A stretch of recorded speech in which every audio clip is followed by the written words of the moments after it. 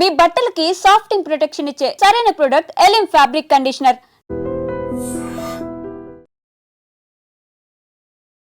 Welcome to iDream channel. This is Pavan. రాను రాను మనుషులు మృగాల్లా ప్రవర్తిస్తున్నారు. తల్లికి చెల్లికి తేడా ఉండట్లేదు. కట్టుకున్న భర్తను కూడా అతి కిరాతకంగా చంపేస్తున్నారు. తల్లిదండ్రుల్ని ఇష్టం వచ్చినట్టు నరికేస్తున్నారు.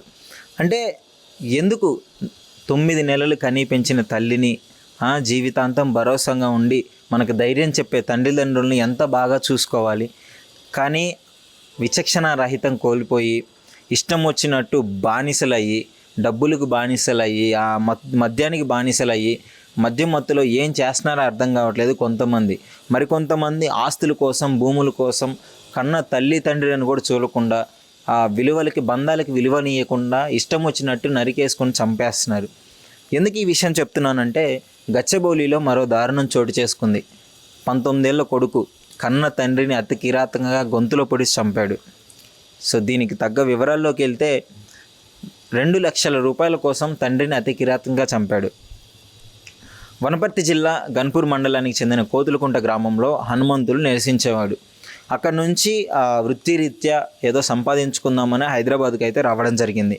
హైదరాబాద్ వచ్చిన తర్వాత అక్కడ భూమిని తాకట్టు పెట్టారు. ఒక 6 లక్షలకి భూమిని తాకట్టు పెట్టి ఆ డబ్బులు తెచ్చుకుంటే అందులో ఒక 2,50,000 మాత్రం కొడుకు అకౌంట్లో వేసాడు తండ్రి. వేయించుకున్న తర్వాత ఆ 4 లక్షలు అతని దగ్గరే ఉన్నాయి. ఎంతకేటికి ఆ 2 లక్షల రూపాయలు ఇవ్వకపోవడంతో తండ్రి మందలించడం జరిగింది. ఎక్కడికి పోయాయి 2 లక్షలు, ఏం చేసావని చెప్పేసి అంటే, స్నేహితుడి దగ్గర ఉన్నాయని చెప్పేసి ఏదో కళ్ళబొల్లి మాటలు చెప్పుకుంటూ కొన్ని రోజులు తీసుకురావడం జరిగింది. అలాగే సాగించాడు. తర్వాత తండ్రి కొంచెం మందలించి గట్టిగా అడిగాడు. ఒక 2 దెబ్బలు వేసి ప్రయత్నం చేశాడు. 2 లక్షల రూపాయలు ఎలా మాయమయ్యాయి, నువ్వు ఎందుకు ఇచ్చావు, మన పరిస్థితి ఏంటి, మనం ఎలా ఉండాలి, ఇక్కడ ఊరు కానీ ఊరు వచ్చాము, మనం బతకాలి కదా అని చెప్పేసి మందలించినప్పుడు అది మనసులో పెట్టుకొని తండ్రిని ఎలా అయినా చంపాలని ప్లాన్ చేశాడు. యాక్చువల్లీ ఈ 2 లక్షలు అతను ఏం చేశాడో తెలుసా, బ్యాంకులో వేసుకొని ఇష్టం వచ్చినట్టు బెట్టింగ్లుగా డబ్బులు వేసుకొని 2,50,000 పోగొట్టాడు. బెట్టింగ్లకి ఎంత బానిసలు అవుతున్నారో చూడండి. గతంలో చాలా బెట్టింగ్ల మీద ఎన్నో కేసులు నడిచాయి. పెద్ద పెద్ద సెలబ్రిటీస్ కూడా జైలుకి వెళ్ళడం జరిగింది. అలాంటిది ఇంత అవేర్నెస్ తీసుకొస్తున్నా కానీ ఆ యువతలో అసలు మార్పు లేకుండా అయింది. చాలామంది ఇలాంటి బెట్టింగ్స్కి బానిసలైపోతున్నారు. అదే తరహాలో ఇతను కూడా బెట్టింగ్లకు డబ్బులు పెట్టేసి డబ్బులు పోగొట్టుకొని తండ్రికి ఏ సమాధానం చెప్పలేక ఇన్ని రోజులు కొనసాగిస్తూ వచ్చి ఈరోజు తండ్రి గట్టిగా అడిగేలోపు ఒక నిర్మానుష్యమైన ప్రదేశానికి వెళ్ళి అక్కడికి తండ్రి సర్ప్రైజ్ ఉంది, మా ఫ్రెండ్ ఇస్తా అన్నాడు, మా ఫ్రెండ్ వస్తున్నాడు అని చెప్పేసి 2 గంటల సేపు వెయిట్ చేయించాడు. ఆ 2 గంటల సేపు వెయిట్ చేసిన తర్వాత అప్పటికి ఎలా చంపాలి ఏంటి అని చెప్పేసి ప్లాన్ వేస్తూనే ఉన్నాడు కొడుకు. అర్థం చేసుకోండి, అంటే ఒక్క సెకండ్ అన్న ఆలోచించలేదు తండ్రిని బతికించుకుందాం. తండ్రి ఏం చేస్తాడండి, 2,50,000 పోగొట్టుకుంటే కొడుకుని పోగొట్టుకోడు కదా, ఒక 2 దెబ్బలు వేస్తాడు, నా కొడుకే కదా అని దగ్గరికి తీసుకుంటాడు, 2 లక్షలు మర్చిపోతాడు. కానీ సమాధానం చెప్పే ప్రయత్నం కూడా చేయలేదు. అట్లీస్ట్ నేను ఇట్లా ఆడాను నాన్న, ఇట్లా పోగొట్టుకున్నాను, నన్ను క్షమించు అని ఒక్క మాట అడగలేకపోయాడు. అంత ఈగో అడ్డొచ్చింది. అంత క్రూరంగా క్షమించు అనే మాట అడగకుండా తండ్రి ప్రాణాలు తీయాల్సిన పరిస్థితి తీసుకొచ్చాడు. 2 గంటల సేపు వెయిట్ చేయించాడు. తండ్రి అడుగుతున్నాడు, ఎక్కడ ఏది మీ స్నేహితుడు ఏడి, డబ్బులు వస్తాయన్నావు కదా అని చెప్పేసి.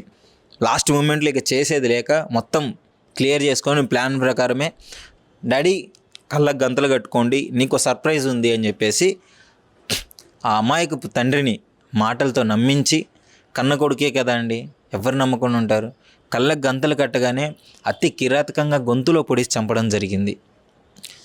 చంపేసి కనీసం ఆ కృతజ్ఞత, ఆ పశ్చాత్తాపం లేకుండా ఊర్లో వాళ్ళందరినీ సూసైడ్ చేసుకున్నాడు అని నమ్మించే ప్రయత్నం చేశాడు. నాన్న సూసైడ్ చేసుకొని చనిపోయాడు అని వాళ్ళ బాబాయిలకి చెప్పేసి ఆ మృతదేహాన్ని ఇంటికి తీసుకెళ్ళి కార్యక్రమానికి కూడా ఏర్పాట్లు చేశాడు కాటికి పంపించేదానికి. సో ఆఖరి నిమిషంలో పోలీసులకు తెలవడము, దాని మీద ఎంక్వైరీ చేసి పోలీసులు వారి పద్ధతిలో ఇన్వెస్టిగేషన్ చేసిన తర్వాత కొడుకే హత్య చేశాడని ఒప్పుకున్నాడు.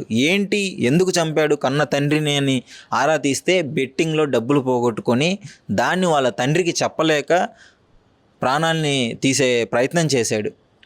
అర్థం చేసుకోండి, ఈ రోజుల్లో ఎంత అంటే పాపం తల్లిదండ్రులు మనం తినకుండా ఒక్కరోజు కూడా పడుకోరు. వాళ్ళు కడుపు కట్టుకొని వాళ్ళ ఆకలితో ఉండి మన కడుపు నింపి మనం ప్రశాంతంగా పడుకుంటేనే వాళ్ళు నిద్రపోతారు. అలాంటి ప్రేమగా చూసుకునే తల్లిదండ్రుల్ని ఈ రోజుల్లో కొడుకులు ఇష్టం వచ్చినట్లు ఆస్తుల కోసము తాగి ఎలా పడితే అలా అతి క్రూరంగా చంపడం జరుగుతుంది. అసలు ఇలాంటి వాళ్ళని ఏం చేయాలి, ఇలాంటి వాళ్ళకి ఎలాంటి శిక్షలు పడాలి, మీరేమనుకుంటున్నారు? మీ అభిప్రాయాన్ని కామెంట్ రూపంలో తెలియజేయండి. Thank you. నిజంగా ప్రస్తుతం ఉన్నటువంటి సమాజం దేనికి ప్రయారిటీ ఇస్తుంది? ఆర్థిక సంబంధాల చుట్టూ మాత్రమే తిరుగుతోంది. మళ్ళీ ఎన్నికలంగానే చాలా విరక్తి కలుగుతాం. మంచి అనిపిస్తుంది కదా, లేడీస్ కూడా ఛాలెంజింగ్ జాబ్స్ చేసినప్పుడు చాలా బాగుంటది. ట్రాఫిక్ అసిస్టెంట్స్ గా నియమించిన ట్రాన్స్జెండర్స్ అందరితో సాల్యూట్ చేయించుకుంటున్నారు. ఫుడ్ డెలివరీ ఇవ్వటానికి వెళ్ళినటువంటి డెలివరీ బాయ్ అనిల్ పై కళ్ళ ముందు పెళ్ళండి